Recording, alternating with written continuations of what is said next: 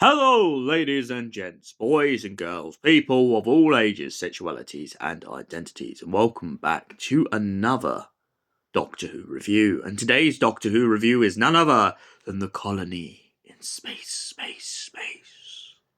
So, what is The Colony in Space about? Well, the Doctor and Jo Grant find themselves in the crossfire of a feud going on between miners and colonists. It turns out that a robot that has been brought onto the surface seems to be interrupting the work of the colonists, and the miners begin to pretty much quarrel over who owns the rights to the planet.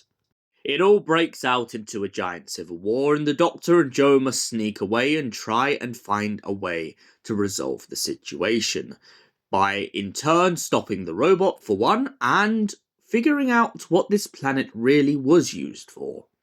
However, the Doctor and Jo's plans are foiled when all of a sudden, out of the corner of the Doctor's eye, comes his greatest enemy yet, the Master. Yes, the Master is back, and to make it even more trouble for the Doctor, he turns out to be an ambassador who seems to be doing some very coy business with pretty much doing a bit of procedure. This begins to affect the Doctor and Jo, as technically they're not colonists, and secondly, they're not miners. So their purpose on the planet becomes a little bit ambiguous, and the Master must use his absolute scrutiny on the pair of them to decide whether or not it's valuable for them to stay there, or whether or not he should leave them to the mercy of the colonists. He eventually agrees to let them go on their way, so long as he can get the one prize for the real reason the Master is on this planet. It turns out that there is a super weapon that the native beings of the planet had created, a doomsday weapon, so to speak. And so the Master and the Doctor go down into a labyrinth beneath the surface of a bunch of natives who pretty much praise the structure, and find themselves at the heart of the cataclysm.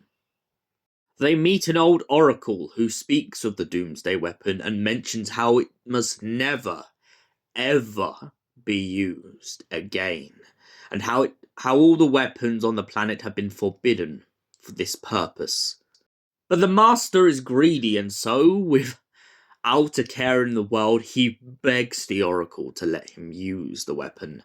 But the Oracle is determined not to let it fall into the wrong person's hands once again. The Doctor agrees with this and points out to the Oracle that the only thing for them to do is to destroy the weapon itself, decommissioning it, so to speak. The Oracle agrees to this terms and of course leaves the Master annoyed and frustrated at the Doctor's constant persistence to foil his plans. Not only has the Master lost the control of the colony, but now he has lost his ultimate doomsday weapon.